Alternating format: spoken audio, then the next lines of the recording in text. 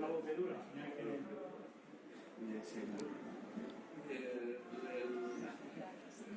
No de capacidades artísticas ni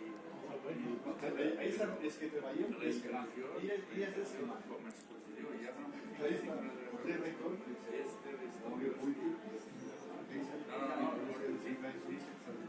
hi ha algo estètic i a mi de ser llocs que humanitzat canvi espectacle. Una cosa de la cultura, pintura,